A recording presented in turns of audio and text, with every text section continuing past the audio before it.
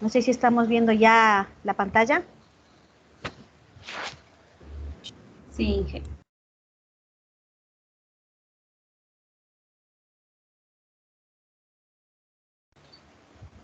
Vamos primeramente con las esclerometrías, ¿no? Ya sabemos en qué consiste el ensayo, cuáles son las limitaciones, que por ahí me contestaron mal, eso ya les voy a explicar más bien cuando termine de calificar esa tarea.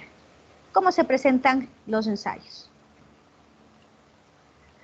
Bueno, aquí tengo un modelo del informe que presenta nuestra facultad, más bien no debería estar grabando, no importa, donde nosotros realizamos la toma de por lo menos las 10 tomas que nos solicita la norma. Nosotros realizamos 30 tomas a veces y descartamos las que se encuentran fuera de rango. ¿Sí? Podemos ver aquí el cliente, la fecha del ensayo, la fecha de recepción, la fecha de emisión del informe, identificado claramente cuál es el elemento, el nivel, el piso, el elemento estructural, cómo se encontraba el área del ensayo, si presentaba masillado, si no se evidenciaba humedad, si estaba rugosa, etc. Podemos ver aquí las lecturas del esclerómetro.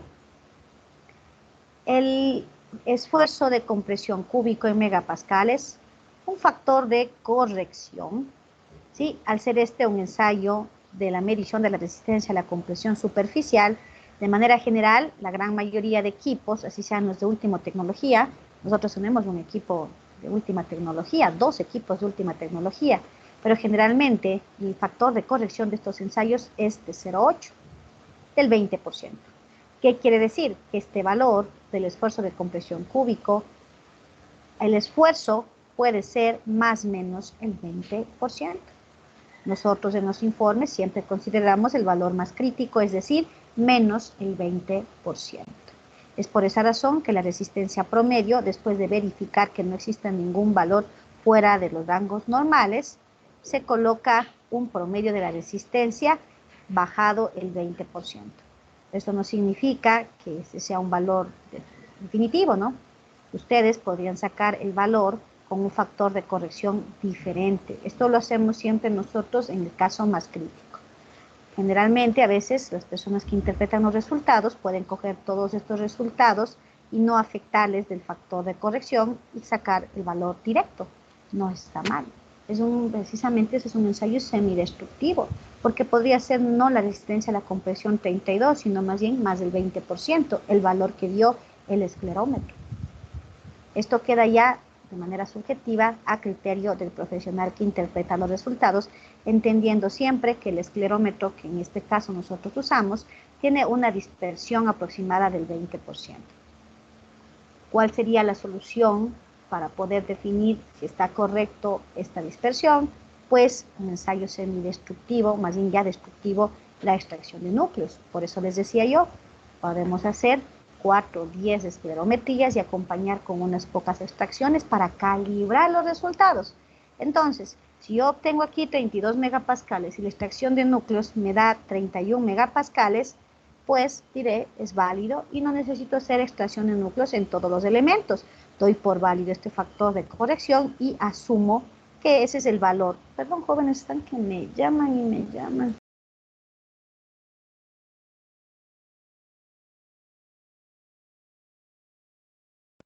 Me llaman y me llaman 3 veces y me cuelga, mejor. Entonces, esa es la manera de interpretar los resultados, ¿no? Una sola esclerometría no me dice nada.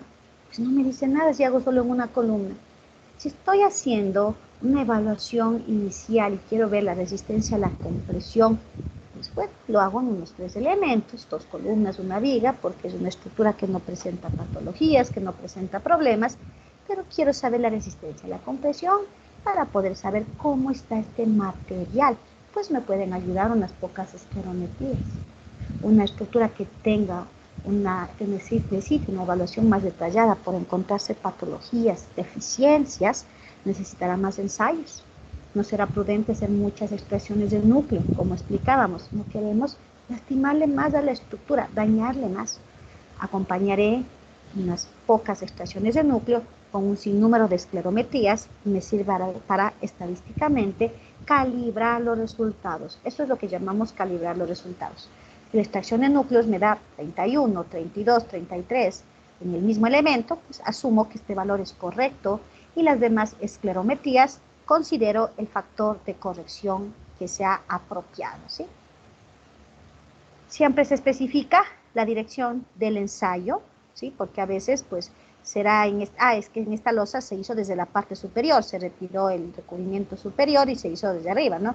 Tenemos una viga, para que le vean cómo es la dirección del impacto en la viga ha sido perpendicular porque ha sido una viga peraltada. En el anterior caso era, ¿dónde estaba? Losa, acá hay una losa. Es, como pueden observar, siguen grabando.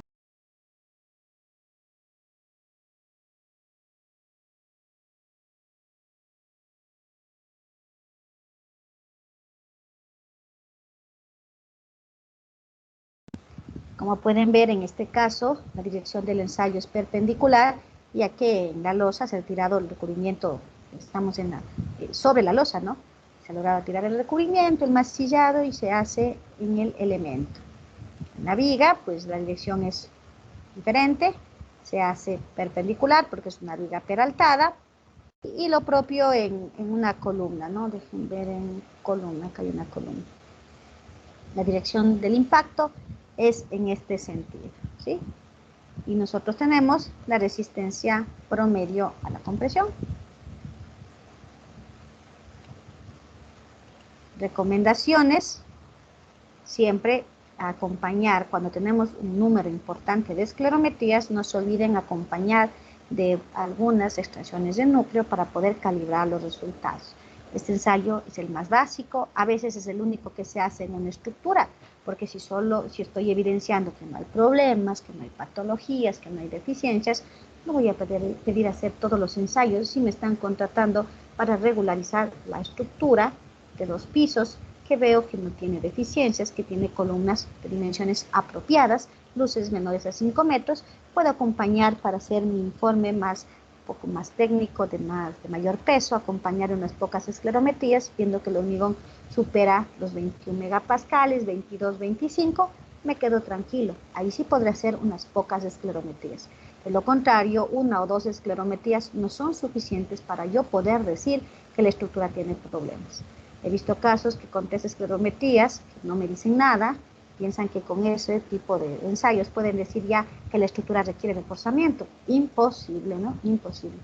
Recuerdo una ponencia del doctor Roberto Ayala hace unos años que mencionaba justo un caso de uno de los edificios evaluados por sismo en Pedernales, donde él había hecho sus estudios y defendía que la estructura podía ser reforzada, y que lamentablemente una empresa, haciendo unas cuantas esclerometrías y haciendo unos pocos estudios, determinó que la estructura pues, tenía que ser derrocada.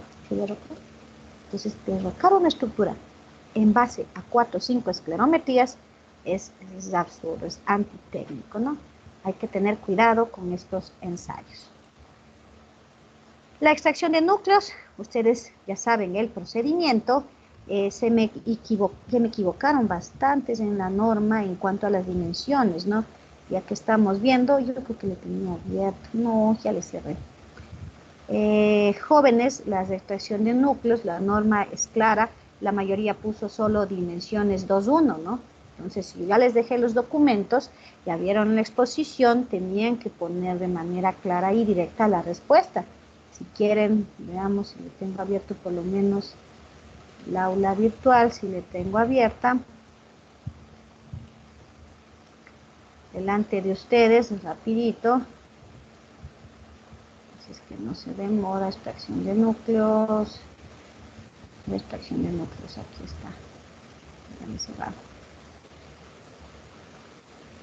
Entonces, solo para complementar lo que les había preguntado, ¿no? Entonces, si ustedes abrían, yo les di hasta las 5 de la tarde, si ustedes abrían, no sé que esté en inglés, pero tampoco era difícil verificar, pues, por aquí estaba, nomás aquí está, las dimensiones requeridas para el núcleo, aquí estaban, ¿no? Bueno, me daba algunas excepciones, pero lo importante era que pongan 94 milímetros, por eso a veces dicen únicamente 100 milímetros o 10 centímetros, o en su defecto 3,70 pulgadas, y que la longitud, eso es el diámetro, la longitud debía tener una relación 2:1.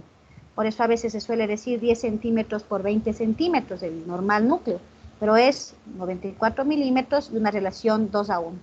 Y también debían anotar que si no se puede cumplir la relación 2:1, porque a veces no se puede, jóvenes, por más que se quiera, ¿no? Y si tengo un diámetro, un núcleo que tiene una relación 1,90, 1,95, porque no alcancé a sacar el núcleo completo, porque encontré armadura, porque se me trabó la broca o por los N motivos que sea, sí se puede utilizar ese núcleo utilizando ciertos factores de corrección que nos da esta norma. Entonces la respuesta era dimensiones del núcleo, 94 milímetros o 3,70 pulgadas de diámetro y la longitud con una relación 2:1. Si no se puede cumplir la misma, se pueden aceptar utilizando factores de corrección. Esa era la respuesta para esa pregunta que les había hecho, ¿no? Y aquí está, y estaba subido en el aula virtual y posiblemente la ingeniera sí les dijo, si no, aquí estaba claro las dimensiones, solo por recordarles. Muy bien. Lo importante es tener el núcleo, ya les explicaron el procedimiento, ¿sí? Que tiene que el núcleo debe ser conservada la humedad natural, se debe esperar lo especificado en la norma en cuanto al tiempo, realizar el refrentado, ya sea con placas, primeramente los cortes, y ahí es cuando a veces no nos alcanza la longitud, se utilizará el factor de corrección, luego el refrentado apropiado, ya sea con placas de neopreno o con mortero de azufre, el famoso capping, y luego pues en la máquina universal. Por esa razón, el formato para la entrega de estos ensayos es igual al formato de un ensayo a compresión, ¿no? Pues aquí tenemos núcleos de hormigón, el elemento analizado, la ubicación del ensayo en donde se encontraba, específicamente el elemento, la sección, la carga, el esfuerzo en megapascales. Aquí sí tiene factor de corrección. Entiendo entonces que no tenía la dimensión exactita, por eso está este factor de corrección de 0,998. Sí, aquí está, miren, jóvenes. Entonces aquí la longitud versus el diámetro, pues no he tenido los dos, no ha habido cómo sacar los dos, 0,977 y el factor de corrección que nos especifica la norma, ¿no? Cuando tenemos la relación entre la longitud y el diámetro perfecta de 2, el factor de corrección es 1 y va variando, ¿no? Va variando porque a veces, como digo, no se puede alcanzar de manera perfecta eso, por N motivos. Encontramos armadura, pues el núcleo se nos rompe, pues hay problemas también porque estamos ya en una estructura existente, N problemas de logística. La norma nos permite, mediante factores de corrección, utilizar, es decir, si tengo un cilindro que no cumpla, como en este caso, la relación 2:1, no es que no me sirve, más bien hay que utilizarlo, ¿no? Hemos extraído un núcleo del elemento, es un ensayo destructivo, utilizamos el factor de corrección, que en este caso ha sido de 0,998. Y nada más, ¿no? Aquí está el diámetro y el alto, pues aquí se puede evidenciar claramente en la relación, pues que no cumple el 2. Dejen ver si por ahí tengo alguno que cumpla el 2, o toditos no cumplen. Sí, este sí cumple, ¿no? Entonces posiblemente este tenía una dimensión mayor y en el momento de realizar los cortes, pues lo hicieron perfecto. A veces también pasa eso, que el cilindro sí tiene una dimensión mayor, el núcleo, pero en el momento de hacer el corte, por más que el personal es lo más precavido, lo más intenta hacer de manera perfecta esos cortes, pues a veces se puede jalar, un error humano, ¿no? Pues de unos pocos milímetros. Y eso hace, cuando ya se realiza una medición perfecta, que no cumpla. En este caso, pues no, sí cumple, ¿no? Y de ahí el formato, pues similar al de la resistencia a la compresión de un cilindro cualesquiera, a excepción de este factor de corrección en función de lo que les estoy explicando. Observaciones, el año de construcción, si es que se tiene, cómo fue la toma de muestras, la extracción, preparación y ensayo de los núcleos bajo responsabilidad del laboratorio o bajo responsabilidad de quién. Esto es importante porque pueden traernos un núcleo el cual la extracción y la preparación lo hizo el cliente y nosotros solo nos encargamos de la compresión, y eso hay que denotar de quién es la responsabilidad. Puede ser que nos den valores inapropiados y sea porque se extrajo mal, porque no se tomó las consideraciones, porque, qué sé yo, le pusieron con una humedad no apropiada, etcétera. Por eso es importante dejar la responsabilidad de las diferentes actividades que consideran en un ensayo a los reales responsables, ¿no? Fecha de extracción, edad de las muestras, refrentado, este ha sido con mortero de azufre, y las unidades, ¿no?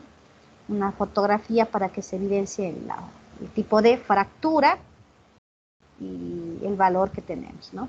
Entonces, este esfuerzo de resistencia a la compresión me puede ayudar porque le hago en el mismo elemento que hice la esclerometría y puedo ver si el factor de corrección usado por el laboratorio es el correcto, porque hay laboratorios que les imprimen sin este factor de corrección, es decir, les dan estos valores directos y no está mal, pero ponen la nota de que la dispersión es del 20%. Ahí sabrá el profesional si coge esos valores, si le sube el 20% o le baja. Nosotros, por lo general, siempre le bajamos por ser un poquito conservadores, pero la extracción de núcleos ahí me va a decir, ¿sí? En el mismo elemento A, le tengo que bajar, le tengo que subir, le debo dejar un factor de corrección de 1. Y con una extracción de núcleos, perdón, o 2 extracciones de núcleos que yo haga en función del número de ensayos de esclerometrías, pues puedo calibrar y ahí sí hacer esclerometrías que no requieren dañar al elemento en donde yo quiera, porque ya he calibrado los resultados.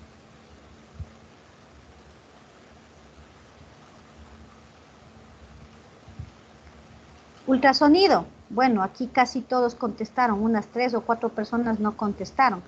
Tenían que escuchar las clases y, como dicen los jóvenes que se olvidan, anotar. Y si no anotaban, pues abrir esta presentación, estaba ahí, y unos 4, la mayoría sí puso. Pero me di cuenta que pusieron tal vez de lo que explicó la ingeniera o de lo que yo les envié como videos, pero no de mi clase, porque la mayoría puso aquí uniformidad. Y está bien, es sinónimo, pero ahí me daba cuenta que no abrieron mi presentación o no me atienden la clase. Pocos pusieron homogeneidad. Es un sinónimo, pero me hace ver de dónde están sacando la fuente, ¿no? Y esta presentación está subida al aula virtual, como ustedes saben, y ya dije antes de la clase que entregó la técnica de laboratorio, ya les dije rápidamente para qué nos servía el ultrasonido. Nos sirve para varias propiedades. Es un ensayo súper versátil, súper interesante. Nos sirve para la homogeneidad, la resistencia a la compresión, el módulo estático y la trayectoria y profundidad de fisuras. Por eso es uno de los ensayos más utilizados. Es que cuando yo encuentro patologías, problemas, debo usarle de cajón y no debo escatimar en este caso en costos, aunque hay que pensar un poco que ya van a ver los costos de ensayos cuánto nos sale, pero si necesito hacer varios, pues tengo que hacerlos. Podré pensar en otros ensayos, no hacer muchos, pero este es súper importante, ¿no? Yo les había preguntado el procedimiento, como decía, algunos solo dijeron preparar la superficie, calibrar los transductores, medir y poner el informe. O sea, sobre 4 puntos, ¿cuánto les pongo? Punto 5, máximo 1. Por ahí otros jóvenes súper detallistas, parece que buscaron de alguna fuente, bastante detallistas, como les decía. Otros, pues, dijeron las claves, e insisto, parece que estuvieron atentos a las clases, ahí están las calificaciones. Vamos a ir hablando de manera directa de cada ensayo, presentando los resultados. Homogeneidad.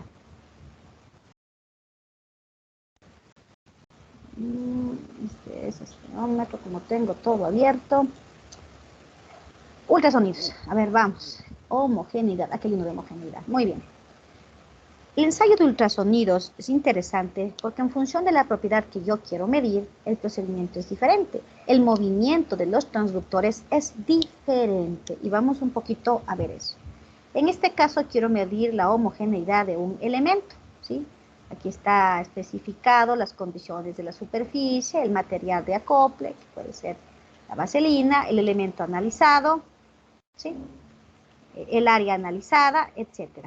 Para la homogeneidad, los transductores se ubican de la siguiente manera. El transductor, el TX, que es un transductor, le coloco de posición firme, es decir, este no se va a mover, un transductor, y el otro transductor voy moviéndole a diferentes posiciones, generalmente cada 10 centímetros, ¿no? Y voy marcando 10, 20, 30, 40. Para cada posición del segundo transductor, voy midiendo la velocidad de pulso ultrasónico en función de lo que me permite el elemento, en este caso método directo. Vi que eso la gran mayoría sí escribió, que método directo, indirecto, creo que eso les quedó muy claro. En este caso, pues la medida es directa porque tengo el espacio suficiente en la viga para ir moviendo el transductor en diferentes posiciones, ¿sí? Y voy midiendo la velocidad de pulso. Saco la velocidad de pulso promedio, puedo calcular el tiempo y puedo encontrar en función de cualquier estudio, nosotros usamos lo establecido por la clasificación del hormigón de Leslie y Chisman, puedo verificar la homogeneidad del hormigón. La tabla presentada por Leslie Chisman nos indica que para velocidades ultrasónicas mayores a 4575, la clasificación del hormigón es excelente. Entre 4575 y 3660 es bueno. Hasta 3050 cuestionable. Desde aquí ya me preocupo. Entre 3050 y 2135 pobre y gravísimo, menor a 2135 metros sobre segundo la velocidad ultrasónica, porque hablamos de un hormigón muy pobre. Hay que entender la importancia de comprender la homogeneidad del hormigón. Puede ser el caso que yo tengo una resistencia a la compresión buena. Y eso solo es un parámetro. A veces se piensa que la resistencia a la compresión del hormigón es todo. Es una de las propiedades más estudiadas, es cierto, pero no lo es todo. Podemos tener el caso de un hormigón de 24 o 25 megapascales, que yo podría decir que está una buena resistencia, pero después de realizar el ensayo del ultrasonido para determinar la homogeneidad, me sale una velocidad ultrasónica que me dice que es cuestionable. ¿Sí? Yo le hice el esclerómetro y me salió 26 megapascales. También ya me ayuda a saber que hay algún problema, ¿no? Que no hay homogeneidad, que pueden haber oquedades internas, ¿sí? Recuerden que este ensayo pues está midiendo la propagación de la velocidad del pulso ultrasónico. Entonces ya está realizando un análisis interno del elemento. No puedo simplemente basarme en la resistencia a la compresión como propiedad única del hormigón. Debo acompañar con este análisis para verificar internamente qué sucede. Hay, por ejemplo, oquedades, fisuras que están por salir a la superficie, fisuras internas, problemas de segregación del hormigón, de los agregados, etc. Por eso es la importancia de este ensayo. Acompañen por lo menos en evaluaciones que sean. Yo hablo de las evaluaciones ya que presentan patologías y deficiencias. En evaluaciones básicas, pues no vamos a exagerar y pedir todos los ensayos, hasta las esclerometrías. Pero cuando veamos patologías, acompañen uno o dos ensayos de ultrasonidos para la homogeneidad, para ver cómo está el hormigón, para poder tener evidencia suficiente en la toma de decisiones, ¿sí? Entonces aquí nos entregan directamente, bueno, aquí tenemos un hormigón bueno, que entre excelente y bueno, no me preocupo. Déjenme ver alguno que tenga mal. Comportamiento por acá, ya se baja. Ya. No, este es excelente, porque el promedio de la velocidad de pulso me da de 5, entonces es excelente.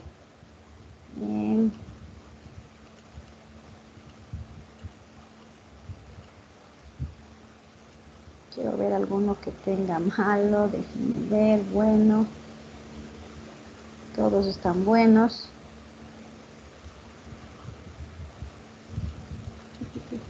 Por acá. No asoma ninguno. Ah, ya, este por ejemplo, ya, veamos este. Sí, les estoy presentando los ensayos realizados en una estructura que sufrió las consecuencias del fuego, ¿no? Entonces este elemento era uno de los más afectados, por eso es interesante analizarlo. Entonces a este se le hicieron múltiples ensayos, entre ellos el de homogeneidad, ¿sí? Entonces se evidenció, por ejemplo, que elementos vecinos que no sufrieron daño tenían la homogeneidad excelente, como las que, por ejemplo, está acá, una velocidad que supera los 4575, ¿no? 5,02, un excelente valor. Pero el elemento vecino del mismo piso, pero en una zona donde sufrió la acción del fuego, pues la homogeneidad se perdió y por lo tanto tenemos, no, ya me perdí cuáles iba a enseñar, a este. Por lo tanto, tenemos una velocidad de pulso promedio de 3, es bajo, ¿no? Entonces, de acuerdo a la clasificación de Leslie-Cheesman, pues tenemos que el hormigón es cuestionable en cuanto a su homogeneidad, ¿sí? La primera propiedad que podemos medir, la homogeneidad, o como muchos pusieron en la tarea, la uniformidad. Es lo mismo, es sinónimo, pero yo decía, me doy más cuenta de quienes vieron la clase y quienes buscaron en otras fuentes, porque más nosotros en el laboratorio les llamamos la homogeneidad. La siguiente propiedad, la resistencia a la compresión. Este ensayo también me permite determinar la resistencia a la compresión, y al ser un ensayo que mide pulsos ultrasónicos, el valor será un poco más conservador, un poco más real que el alcanzado en un ensayo de esclerometría que únicamente realiza a nivel superficial, ¿sí? Entonces, veamos uno de resistencia a la compresión.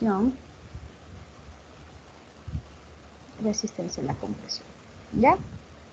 Bueno, el movimiento de los transductores es similar al anterior. En este caso, se ha considerado, es bueno también tener el índice de rebote del esclerómetro.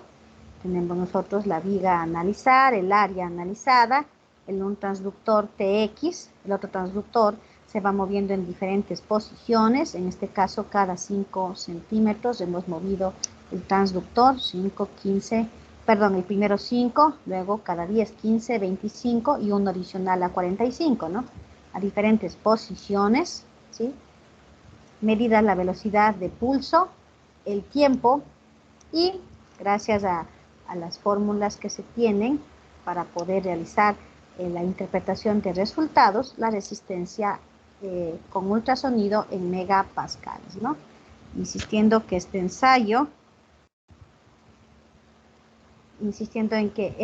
ensayo es más exacto, más real que la esclerometría, más real que el ultrasonido. Eso sí, recuerden, es la extracción de núcleos, ¿no? Ese será el ensayo, digámoslo, el final, el definitivo, que debemos considerar para calibrar resultados. Una extracción de núcleos también me sirve para calibrar los resultados de la resistencia a la compresión utilizando un ensayo de ultrasonidos. ¿Sí? La fotografía del ensayo donde se ven las diferentes posiciones del transductor.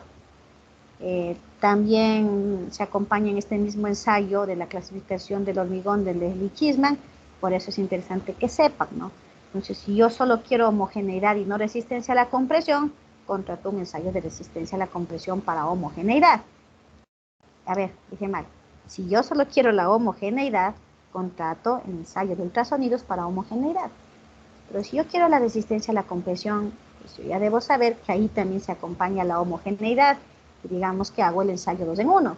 Tengo la resistencia a la compresión y por otro lado tengo también la clasificación de acuerdo, en este caso a Leslie-Cheesman, del hormigón en función de la velocidad ultrasónica, ¿no?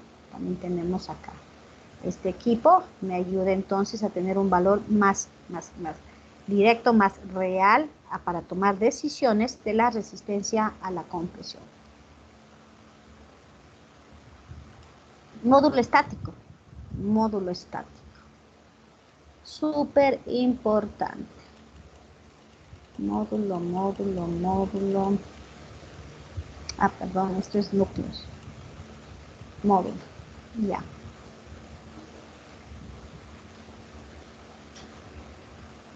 Para poder realizar, miren ustedes la diferencia, ¿no? Como se encuentran aquí en los transductores. Miren el TX y se va moviendo a las diferentes, este se queda fijo el TX, un transductor, el otro transductor se mueve a las posiciones de RX1, RX2, RX3, RX4 y RX5 y podemos medir, en este caso, la homogeneidad del elemento, ¿no? Si se dan cuenta, ¿no? En la resistencia, pues algo similar. Le vamos moviendo al transductor en diferentes posiciones. Para el módulo se recomienda medir, en este caso, a la misma distancia colocando el transductor fijo TX y el otro transductor a diferentes posiciones, pero equidistantes, ¿no? Entonces la distancia entre el transductor TX y la primera posición del segundo transductor es 10 centímetros.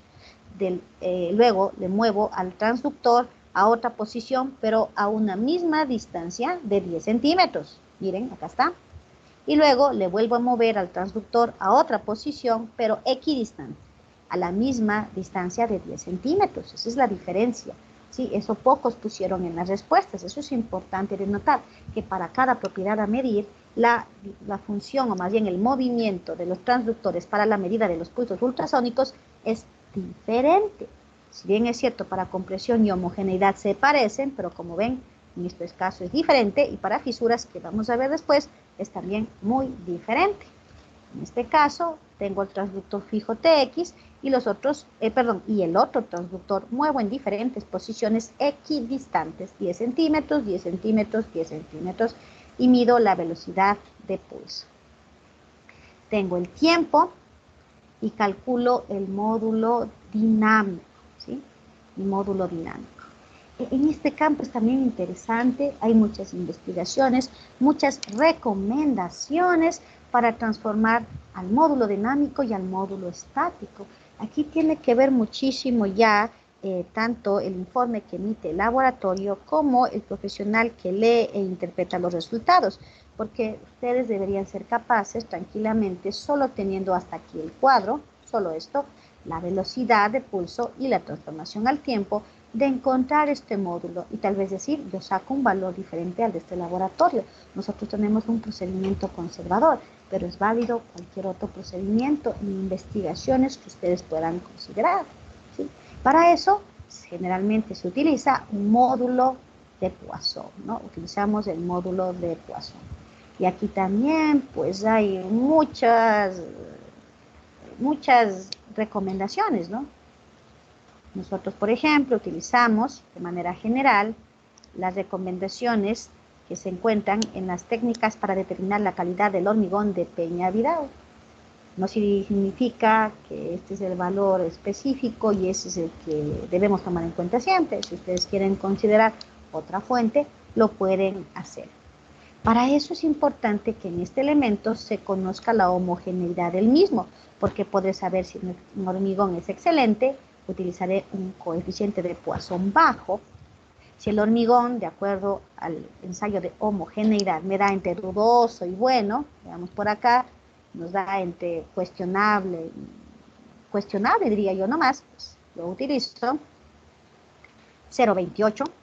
Pero si definitivamente en el ensayo de homogeneidad me salió pobre, o más aún muy pobre el hormigón, su homogeneidad, pues yo le subo al coeficiente de Poisson muchísimo y les mando de 0,33. Estos valores van a encontrar similares en algunas tablas, ¿no? Similares, más o menos. Por eso digo que el valor de la resistencia a la compresión, bueno, es fijo, es más directo, pero para el módulo estático, pues tenemos un poquito de variaciones que podemos nosotros encontrar en función de los estudios que estemos usando. Hay que entender algo importante, ¿sí? Si bien es cierto, nos han enseñado de memoria que la resistencia a la compresión del hormigón es un valor importante, ya que a partir de este calculamos la mayoría de otras propiedades. Por ejemplo, el módulo estático. El módulo estático yo lo calculo a partir de la resistencia a la compresión utilizando la famosa fórmula que ustedes saben de memoria, y que para que se despierten y de una vez medio para terminar la clase les voy a preguntar. A ver, la señorita Erika Pérez, ¿cómo calcula usted el famoso módulo estático del hormigón? Cuéntenme. El módulo estático. Ya creo que les pregunté también antes, así que de memoria deberían decirme. Es con la ecuación de 4.7 por la Ya, raíz de perfecto. F'(C). Ya, esa es la respuesta correcta, ¿no? Si bien es cierto, les enseñaron que el 15.500, 15.100, está bien, pero como la norma nuestra no es el ACI, está basada en el ACI, eso sí, más bien mucho control C, control V, pero como tenemos una norma, hablemos en términos de la norma. Entonces, yo pensaré que si ya saqué con una esclerometría la resistencia a la compresión del hormigón y me dio 24 megapascales, ya tengo el E. Y sí, lo pueden hacer, ¿no? Sí, es verdad. Pero hay que tener un poco de prudencia. LE, la fórmula que ustedes utilizan, es debatible. Ya hemos hablado sobre eso, ¿no? Que se siguen haciendo N trabajos de titulación para hablar del famoso M. Que en Quito, yo he encontrado tesis recientes que determinan que con los agregados de los alrededores de la ciudad de Quito, llegamos a un máximo de 4,3 raíz cuadrada de F'(C). Sí, es cierto. Y entonces, pues, eso es cuando estoy analizando y diseñando una estructura de cero. Cuando yo voy a dar las recomendaciones para poder realizar, en este caso, el análisis y diseño, un F'(C) de tanto y por lo tanto un E de tanto, confiando en que haya, en este caso, un excelente control de calidad en obra y que se alcance el valor del F'(C) que yo he puesto en planos. ¿Pero qué pasa con una estructura que ha cumplido cierta vida útil? 30, 40 años. ¿Será que el E sigue teniendo la famosa relación de 4,7 raíz cuadrada de F'(C)? Más aún, ¿qué pasa cuando un elemento ha sufrido daño? Entonces, recordemos el famoso concepto de E. El E era la parte, la zona lineal de nuestro famoso curva esfuerzo-deformación. De ahí partíamos desde el ensayo de materiales 1, una de las primeras prácticas, el famoso diagrama de la curva esfuerzo-deformación, donde en la primera zona, la llamada zona lineal, pues en esa zona nosotros tenemos el valor del E, que es la tangente del tramo recto. Entonces, si mi estructura está sufriendo daño, si vino un sismo y afectó a la estructura y la estructura tiene patologías, ¿cómo yo puedo pensar que el elemento sigue trabajando en la zona lineal? ¿Será que sobrepasó algún límite? ¿Será que ya está en su zona plástica y por eso evidencio los problemas? Más aún, si un elemento que demuestra que tiene una homogeneidad mala, que puede ser pobre o cuestionable, no puedo yo pensar en usar la misma ecuación del F'(C), de raíz cuadrada de F'(C). No puedo hacer eso. El elemento está demostrando que ya ha salido de su zona de confort, de su zona lineal. No puedo usar esa ecuación. Si el elemento ha estado ante la acción del fuego, pues no puedo seguir insistiendo en utilizar la famosa ecuación del E. Debo verificar el E. Y la única manera confiable será a través de la realización de un ensayo de ultrasonido. Es muy importante, ¿sí? No hagan solamente esclerometrías y saquen el E a partir de ese valor. Pueden cometer gravísimos errores. A lo menos una esclerometría es solo superficial. Y si el elemento tiene una homogeneidad cuestionable, entonces el E no guarda relación directa con el F'(C). Y el E es uno de los parámetros más importantes en el cálculo, ya que obviamente es uno de los más utilizados en el cálculo de la rigidez de la estructura y podremos cometer gravísimos errores.